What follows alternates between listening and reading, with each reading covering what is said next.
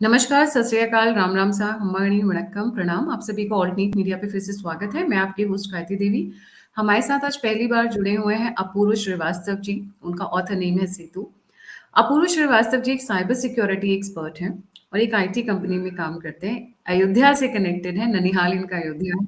खुद इनका परिवार सुल्तानपुर से है, पर रहते अभी बैंगलोर में है। अपूर्व जी ने एक बुक लिखी है द सनातन गार्जियंस, और वो बुक मुझे एकदम से उसका जो नाम है मुझे बहुत कैची सा लगा वो नाम, और बहुत प्यारा सा नाम लगा कि भगवान श्री राम कैसे सनातनियों के रक्षक हैं। इस बुक को अभी 15 जुलाई को लॉन्च होनी है ये बुक, और इसके ट्रेलर्स ऑलरेडी आ चुके हैं मार्केट में। आज हम इस बुक के बारे में कुछ एक बड़ी अच्छी बातें करने वाले हैं। इस बुक में कुछ एक बड़े इंपॉर्टेंट पॉइंट्स हैं जो बहुत बोलते हैं ना, एकदम क्यूरियोसिटी रेज कर देते हैं। एकदम से आपका लगता है कि अच्छा ये पॉइंट भी था, ये हमने कैसे मिस कर दिया। तो आज कुछ इस बुक के कुछ एक सवालों के साथ में हम लोग हाजिर हुए हैं। अपूर्व जी, आपका बहुत बहुत स्वागत है ऑल्टरनेट मीडिया पे। जय श्री राम गायत्री जी, आपको और आपके ऑडियंस को सादर प्रणाम। थैंक यू सो मच, आपने मुझे अपॉर्चुनिटी दी।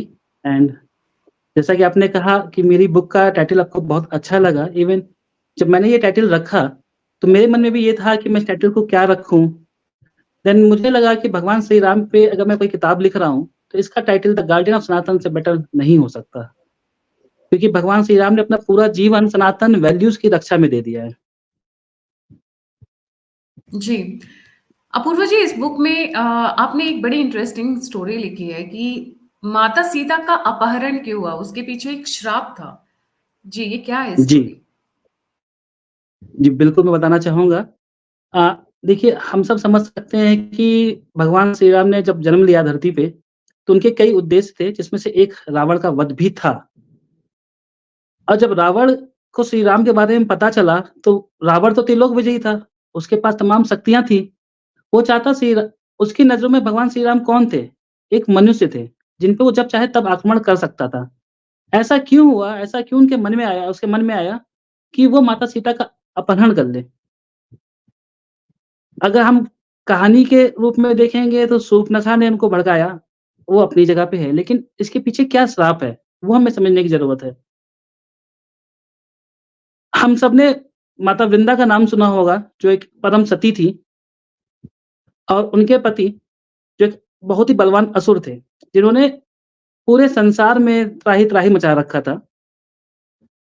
एक समय ऐसा आया जब उनका पाप भर गया, उन्होंने पूरे संसार में त्राहि-त्राहि मचा दिया, देवता परेशान हो गए। उन्होंने भगवान से शरण माँगी। भगवान भोलेनाथ ने कई बार उससे युद्ध किया, उसको मारने की कोशिश की, लेकिन क्योंकि वृंदा जी परम सती थी और भगवान श्री हरि नारायण की परम भक्त थी, इसलिए उनके सतीत्व की ताकत से वो असुर अमर हो रहा था। उसको भगवान भोलेनाथ भी मार नहीं पा रहे थे। तो क्या हुआ, जब वो असुर युद्ध कर रहा था, तब भगवान श्री हरि नारायण उनके पति के रूप में उनके सामने प्रस्तुत हो गए।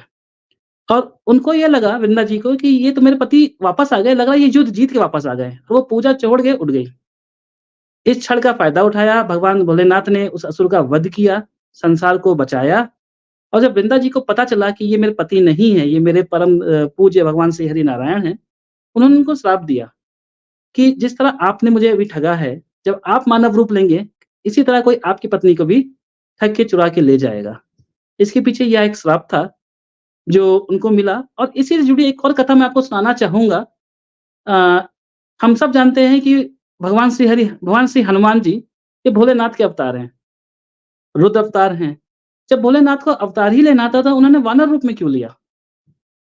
इसका एक कारण ये भी है कि हम सबने नारद जी के बारे में सुना होगा। ये भी भगवान श्री हरि विष्णु के परम भक्त हैं, और ये ब्रह्मचारी हैं। लेकिन एक समय ऐसा आया था, भगवान की माया से कौन बच सका है? एक समय ऐसा आया था कि उनको भी किसी से प्रेम हो गया था, और वो उनसे विवाह करना चाहते थे, उनका स्वयंवर था। तो भगवान श्री नारद जी ने भगवान श्री हरि विष्णु से प्रार्थना की कि मुझे हरि मुख दे दीजिए, क्योंकि वो जो स्त्री है जिससे मैं प्यार करता हूँ, वो आपके रूप को पसंद करती है। लेकिन भगवान श्री हरि तो कण-कण में विराजमान है, उनका हर रूप में रूप है। उन्होंने नारद जी से कहा कि ठीक है, तथास्तु। जब नारद जी स्वयंवर में पहुँचे, तो उनका मुख वानर का हो गया था। जहाँ पे सबने उनका खूब मज़ाक उड़ाया, सब उन पे हँसे और नारद जी क्रोध में आके भगवान श्री हरि विष्णु को श्राप दे दिए कि आप जब भी अवतार लेंगे, आपको अपने अपनी पत्नी की खोज में वानर की ही सहायता लेनी पड़ेगी। और हम सब जानते हैं कि भोलेनाथ भी श्री हरि विष्णु के परम भक्त हैं और श्री हरि विष्णु भोलेनाथ के परम भक्त हैं। तो भोलेनाथ ने सोचा कि ऐसा मौका मैं क्यों छोड़ूँ? भगवान श्री हरि धरती पे अवतार ले रहे हैं, मैं भी उनकी सहायता के लिए पहुँचता हूँ। तो ऐसी कई कहानियाँ हैं जो मैंने इसमें लिखी हैं, इस किताब में लिखी हैं, क्योंकि मुझे लगता है कि हमें जानना चाहिए।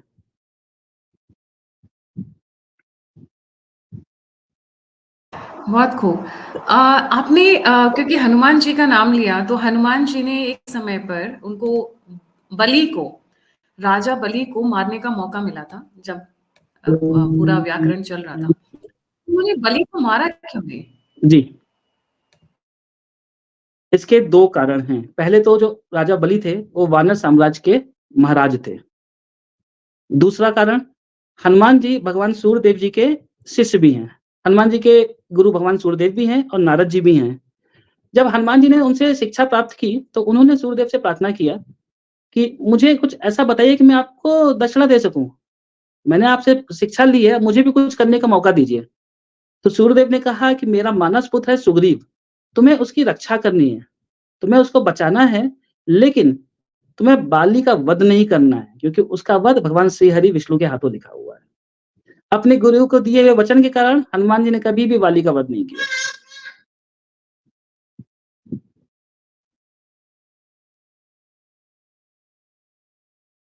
और गायत्री जी, मैं इसमें एक बात और बोलना चाहूँगा कि मैंने ये जो किताब लिखी है द गार्डियन ऑफ सनातन, जिसका अर्थ है सनातन धर्म के संरक्षक। सनातन धर्म के संरक्षक से ज़्यादा मैं इस बात पे फ़ोकस करना चाहूँगा कि सनातन धर्म की वैल्यूज़ के संरक्षक। आज के टाइम पे हमें ये समझना ज़रूरी है कि सनातन धर्म की वैल्यूज़ क्या है? क्योंकि भगवान श्री राम ने तो जब जन्म लिया, उससे पहले से सनातन धर्म चला आ रहा है।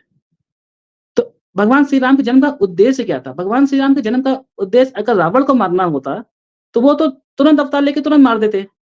रावण को वरदान मिला था जिसमें उसको मनुष्य से सावधान नहीं किया गया था। तो भगवान श्री हरि विष्णु के अवतार तो भगवान परशुराम जी भी हैं, वो भी मार सकते थे। तो भगवान श्री हरि विष्णु जी का अवतार राम जी के रूप में हुआ और हम राम जी की पूजा क्यों करते हैं? क्योंकि वो अवतार हैं इसलिए, या उन्होंने जो मार्ग चुना उसके लिए? तो मैं उस मार्ग को इस किताब के माध्यम से दर्शाना चाहता हूँ। हमें समझने की ज़रूरत है कि भगवान श्री राम ने ये मार्ग चुना और इस मार्ग में क्या-क्या किया। भगवान श्री राम और सनातन धर्म की वैल्यूज़ को समझने के लिए भगवान श्री राम को समझना ज़रूरी है। भगवान श्री राम वो हैं जिन्होंने अपने पिता के एक आदेश पे पूरा राज्य-पाट ठुकरा दिया था। भगवान श्री राम वो हैं जिनको वनवास मिला, लेकिन तब पर भी उन्होंने अपनी माता कैकेयी को कभी गलत नहीं बोला। भगवान श्री राम वो हैं जिन्होंने हमेशा अच्छाई देखी। जब उनसे कहा गया कि आपको वनवास मिला है, तो उन्होंने कहा मेरा सौभाग्य है, मुझे संतों के साथ रहने का मौका मिलेगा। भगवान श्री राम वो हैं जिन्होंने हमें बताया कि संत महिमा ही अपरंपार है। भगवान श्री राम का जन्म ही संत की कृपा से हुआ है। सिंह ऋषि जी ने पुत्र कामेष्टि यज्ञ कराया, तब भगवान श्री राम हुए। उनके जीवन में गुरु वशिष्ठ, गुरु विश्वामित्र, गुरु भारद्वाज, ऐसे कई संत मिले। अगस्त्य ऋषि, सुतीक्ष्ण ऋषि, मैं किनका-किनका नाम लूँ? तो आपको पता है रामायण की बहुत एक खास बात है, अगर आप अरण्य कांड तक देखेंगे, तो भगवान श्री राम संतों से ही मिलते गए हैं। जहाँ-जहाँ उनको मौका मिला उन्होंने संत की चरण में वंदना की, संतों की कृपा प्राप्त की और अरण्य कांड के बाद उनके जीवन में उनके भक्त आना शुरू हुए। जैसे परम भक्त हनुमान, सुग्रीव जी, जामवंत जी, विभीषण जी। तो ये रामायण की एक ब्यूटी है, जो हमें समझने की ज़रूरत है और हमें समझने की ज़रूरत है कि अगर आपको अपने जीवन को सफल बनाना है, तो भगवान श्री राम की दिखाई हुई वैल्यूज़ को जितना भी फॉलो कर सकते हैं करें और संतों के प्रति हमेशा सम्मान रखें, क्योंकि संत कृपा है तो सब है।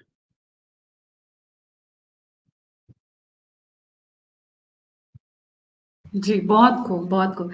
रामेश्वरम की भी एक बहुत अच्छी स्टोरी आप मुझसे ऑफ़लाइन बता रहे थे कि जी, जी, रामेश्वरम जी। में क्या हुआ और किस तरीके से शिव जी और विष्णु जी दोनों एक-दूसरे के दोनों एक-दूसरे की पूजा करते हैं। दैट्स जी। जी। देखिए, मैं बताना चाहूँगा कि रामेश्वरम में भगवान श्री राम जी, शिव जी की पूजा करना चाहते थे, जिसके लिए उन्होंने हनुमान जी से प्रार्थना किया कि अगर तुम कैलाश पर्वत जाके एक शिवलिंग ला सको तो। हनुमान जी तो संकट मोचन है, वो हमेशा तैयार रहते हैं और वो चले गए। लेकिन मुहूर्त की कमी की वजह से जब तक हनुमान जी समय पर नहीं लौटे, तो भगवान श्री राम ने एक शिवलिंग वहाँ पे बना ली। जब श्री हनुमान जी वहाँ पहुँचे, तो देखे कि ये शिवलिंग तो पहले बन चुकी है और पहला ऐसा कार्य जहाँ पे हनुमान जी पहुँचने में लेट हुए।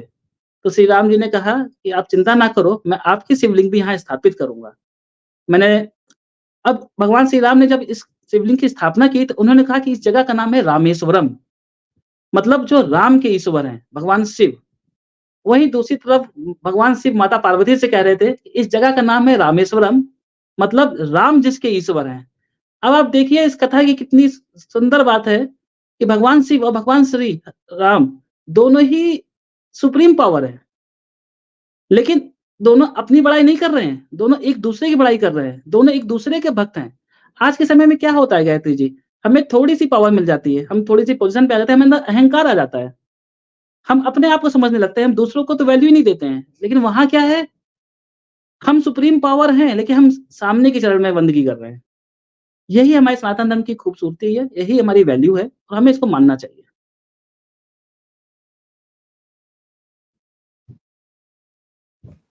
जी, बिल्कुल।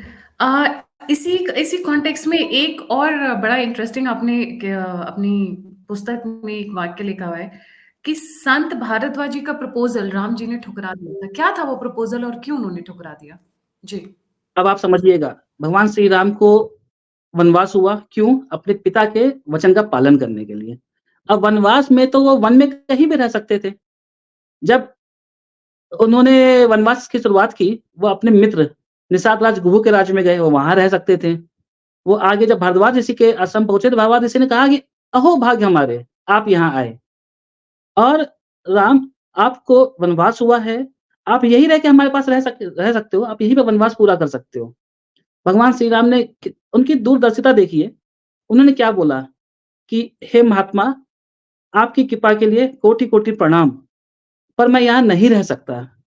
इसका कारण ये है कि आपका आश्रम मेरी राज्य की सीमा पे है और जब मेरे राज्य के प्रजा को पता चलेगा कि मैं यहाँ रह रहा हूँ, तो वो हर थोड़े दिनों पे आते रहेंगे मुझे मनाने के लिए कि मैं वापस आ जाऊँ, जिससे मेरे भाई भरत को राज्य करने में कठिनाई होगी और इसलिए मैं आपसे प्रार्थना करता हूँ, मुझे आगे का मार्ग प्रशस्त करें कि मैं कहाँ जाऊँ? और इस कारण उन्होंने भारद्वाज जी का प्रपोज़ल ठुकराया।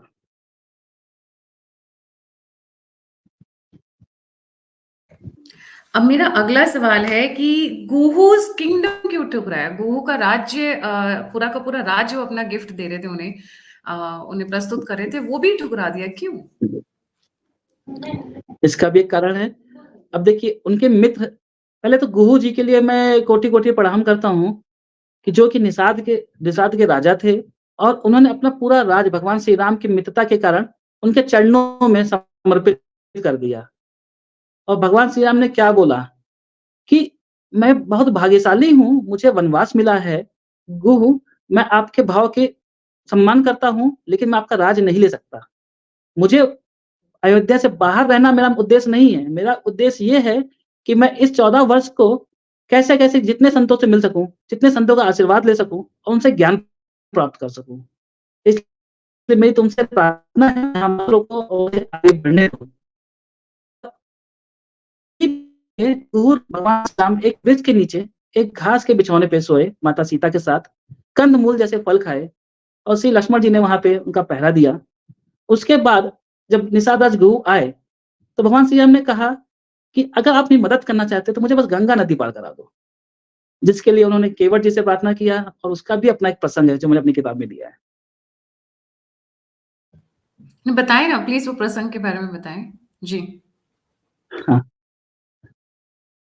एक्चुअली रामायण की ये ब्यूटी है कि हर एक पॉइंट आपस में कनेक्टेड है और जब उन्होंने उनसे बोला निषाद राज ने कि केवट ये भगवान ये श्री राम हैं, इनको गंगा पार करा दो। उन्होंने कहा कि नहीं, मैं नहीं करा सकता क्योंकि इन चरणों की महिमा तो मैंने भी सुनी है। जब पत्थर की शिला अहिल्या मनुष्य बन सकती है और मुक्त हो सकती है, तो मेरी तो ये बोट है, मेरी तो ये नाव है। अगर ये मनुष्य बन गई, तो मेरा रोज़ी-रोटी कैसे चलेगी? मैं अपनी जीविका कैसे चलाऊँगा? और मैं इन चरणों की महिमा जानता हूँ। तो भगवान श्री राम ने कहा, ऐसी कोई महिमा नहीं है केवट, आप कृपा करके मुझे पार कराएँ। उन्होंने कहा ठीक है, मैं पार कराऊँगा लेकिन सर्वप्रथम मुझे इन चरणों को धोने दीजिए, उसका चरणामृत पीने दीजिए, अगर मुझे कुछ नहीं हुआ, तो मैं आपको ले चलूँगा। आप इसमें केवट की चतुराई देखिए, जो तीनों लोके के स्वामी हैं भगवान श्री हरि विष्णु, उनके चरण स्पर्श करने का, उनके चरण को धोने का सौभाग्य उनको प्राप्त हुआ और उन्होंने चरण धोए, चरणामृत पिया और जब उन्होंने गंगा नदी पार कराया, तो भगवान श्री राम जो हमेशा देते आए हैं, उनके मन में आया कि अब मैं क्या करूँ? मैं तो सन्यासी हूँ, मैं इसको क्या दूँ? अभी देखिए यहाँ पति-पत्नी के रिश्ते का कितना सुंदर व्याकरण है। माता सीता जो उनकी पत्नी है, बिना कुछ कहे समझ गई कि भगवान श्री राम इसको इसकी कहना चाह रहे हैं। उन्होंने अपनी रिंग उतार के उनको दिया और कहा कि आप इसको दे दीजिए। बिना कहे उनका समझना ये उनके सच्चे प्यार को दर्शाता है और जब भगवान श्री राम ने उन पे अधिकार समझ के वो रिंग केवट को देना चाहा, केवट ने कहा, "नहीं स्वामी, जैसे मैंने आपको ये नदी पार कराई है, आप तो संसार को पार कराने वाले हो। जब मैं उस लोक में आऊँ, जब मैं अपना शरीर छोड़ूँ, तो आप मुझे ये संसार, ये भवसागर पार करा देना।" तो ये केवट की भक्ति, केवट की चतुराई और केवट का भाग्य था, जो उसको भगवान श्री राम की सेवा करने का मौका मिला और ये भगवान श्री राम ने जो उसको आश्वासन दिया कि जब भी वो आएगा वो उनकी भवसागर में मदद करेंगे, इससे बड़ी बात केवट के लिए हो ही नहीं सकती। जी, जी। और एक क्वेश्चन है जिसके बारे में हर कोई आगे-पीछे बातें करता है, वो है कि उर्मिला जी क्यों नहीं गईं लक्ष्मण जी के साथ में? जब माता सीता श्री राम और लक्ष्मण जी जा रहे थे वनवास के लिए, तो वो उनके साथ क्यों नहीं गई वनवास पे? देखिए, माता सीता ने पत्नी धर्म दिखाया, जब वो उनके श्री राम जी के साथ उनकी कठिनाइयों में खड़ी हुई। लेकिन क्या साथ में जाना ही एक पत्नी धर्म है? हमें समझना पड़ेगा, माता सीता ने अपना धर्म निभाया और जब माता उर्मिला ने कहा कि मैं भी अपना धर्म निभाना चाहती हूँ, मैं भी माता सीता की तरह अपने पति के साथ खड़ा रहना चाहती हूँ। और पता है लक्ष्मण जी ने क्या बोला कि तुम वहाँ क्यों आना चाहती हो? उन्होंने कहा मैं आपकी सेवा करना चाहती हूँ। उन्होंने कहा कि तुम ये सेवा कैसे करोगे? क्योंकि दिन में मैं अपने भैया-भाभी की सेवा करूँगा और रात में जब वो सो रहे होंगे तो मैं पहरा दूँगा। मेरे पास मेरे लिए तो समय ही नहीं है। उन्होंने कहा कि अगर तुम सच में मेरे लिए कुछ करना चाहती हो, तो तुम यहीं रुको और माता कौशल्या की सेवा करो। क्योंकि उनकी लक्ष्मण जी की माता का नाम सुमित्रा था, जिनके 2 पुत्र लक्ष्मण जी और शत्रुघ्न जी। तो उन्होंने कहा कि उनका एक पुत्र तो है यहाँ पे, लेकिन कौशल्या माता के एक पुत्र राम वनवास को जा रहे हैं, उनके दिल की, उनके हृदय की पीड़ा को समझो और उनकी सेवा करना और मुझसे एक और वादा करना कि इन 14 वर्ष में तुम रोगी नहीं, क्योंकि तुम्हारे आँसू ही हैं जो मुझे कमज़ोर बनाएँगे और मैं कमज़ोर नहीं पड़ना चाहता। तो माता उर्मिला ने भी वहाँ रह के बिना रोए माता कौशल्या की सेवा की और ये करके उन्होंने अपने धर्म निभाया। How sweet. अपूर्व जी, आपकी जो बातें सुनकर ना ऐसा लग रहा है जैसे मैं सत्संग में बैठी हुई हूँ, ऑनेस्टली बता रही हूँ आपको। और मुझे और भी जी, मेरे को और बताइए आप अपनी अपनी जो पुस्तक है उसकी और भी स्टोरीज़ बताएँ, किस तरीके से पूरा बिल्डअप हुआ? और ये जो कहा जाता है कि स्टोरी माता से सीता ज़्यादा मैं के बारे में जी। माता सीता के बारे में 2 राय बहुत जी, ज़्यादा चलती हैं, जिसको लेटेस्ट जिन्होंने जी, पुस्तकें लिखना शुरू की हैं, जैसे अभी गनात्रा जी कहती हैं कि वो धरती में नहीं समाई थी। ये गलत व्याख्या की गई थी, जो बाद में पुस्तकें आईं। स्पेशली इसमें वो वर्णन जी। करती हैं अपनी किताबों में। जी, आपकी क्या राय है इस पे?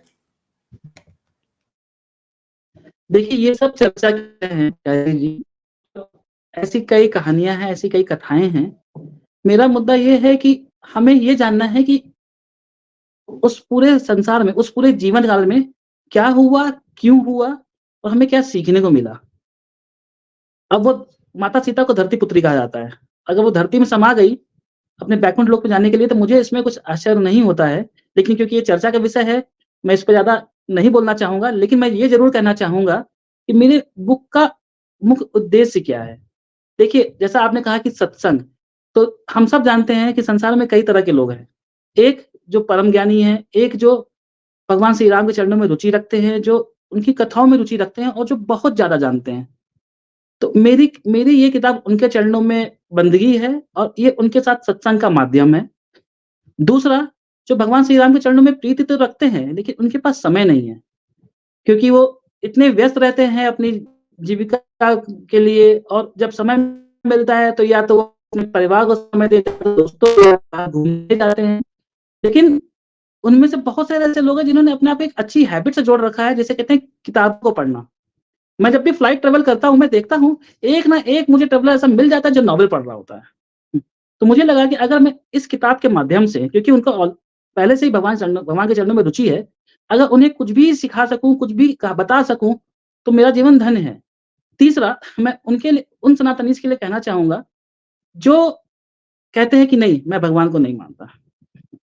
आप नहीं मानिए, ये तो आपकी चॉइस है, कोई नहीं बदल सकता। लेकिन जानिए, हम अपने माता-पिता को प्यार करें ना करें, ये तो हमारी चॉइस है। लेकिन हमें अपने माता-पिता के बारे में जानना चाहिए। इसलिए प्लीज़ जानिए, और जानने के लिए जितनी किताबें हो सके पढ़िए। आप कह सकते हैं कि यहाँ पे हम हमारे संसार में रामायण के ऊपर कई नॉवेल्स आ चुकी हैं। लेकिन आप ये देखिए ना, रामायण की ब्यूटी, आप जितनी बार उसको पढ़ेंगे, उतनी बार आपको सीखने को कुछ नया मिलेगा। रामायण में इतनी लर्निंग्स है कि आप सोच नहीं सकते हैं। कोई ये नहीं कह सकता कि मुझे रामायण पूरी तरह समझ में आ गई है। तो मुझे जितना भी समझ में आया, भगवान के चरणों में जो भी मेरी प्रीति थी, जितना भी मुझे समझ में आया, मैंने इसमें लिखने की कोशिश की है। और मुझे लगता है कि अगर इसको पढ़ के, जिन्हें कुछ भी नहीं पता है, जिन्हें सिर्फ़ ये पता है कि भगवान श्री राम, श्री हरि के अवतार थे, इसलिए हम उनकी पूजा करते हैं, शायद उन्हें कुछ और भी पता चलेगा। और मैंने इसमें कुछ लर्निंग्स भी दिखाने की कोशिश की है, किस घटना से क्या लर्निंग मिली है। हर एक घटना के अपने महत्व हैं। एक छोटा-सा उदाहरण मैं देना चाहूँगा। हम सब गरुड़ देवता के बारे में जानते हैं। गरुड़ देवता नागपाश से मुक्त कर भगवान श्री राम जी और लक्ष्मण जी को वापस लौट रहे थे, और उनके मन में वहम आ गया, भगवान की माया, कोई भी फँस सकता है। नारद जी भी फँसे थे, गरुड़ जी भी फँस गए। उन्होंने कहा कि अगर ये सच में भगवान हैं, तो इनको कौन बाँध सकता है? और फिर मैंने इनकी मदद कैसे कर दी? वो मदद के वो अपने आप को क्लैरिटी के लिए भगवान श्री भोलेनाथ के पास गए। उन्होंने कहा कि हे प्रभु, मेरा मार्गदर्शन करिए। मुझे बताइए कि अगर ये सच में भगवान है, तो मेरी मदद क्यों चाहिए? आपको पता है, अ, श्री रामचरितमानस में या रामायण में अगर आप पढ़ेंगे, तो एक बहुत अच्छा प्रसंग है, और एक बहुत अच्छी लाइन मैं बताना चाहूँगा श्री रामचरितमानस की, "खग की भाषा खग ही जाने।" भोलेनाथ ने कहा कि मैं आपको बता तो सकता हूँ, लेकिन मैं आपको बोलना चाहूँगा कि आप कागभूषुंडी जी के पास जाइए। कागभूषुंडी जी, जो कि एक कौवे के रूप में हैं, लेकिन भगवान श्री हरि के परम भक्त हैं।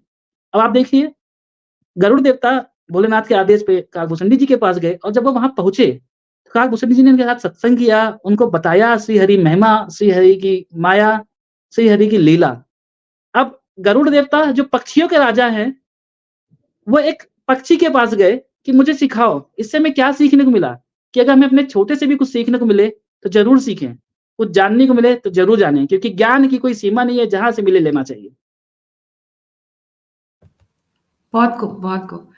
ऑल द बेस्ट अपूर्व जी आपकी आने वाली पुस्तक के लिए द गार्जियंस ऑफ सनातन। इसका नाम बहुत प्यारा है।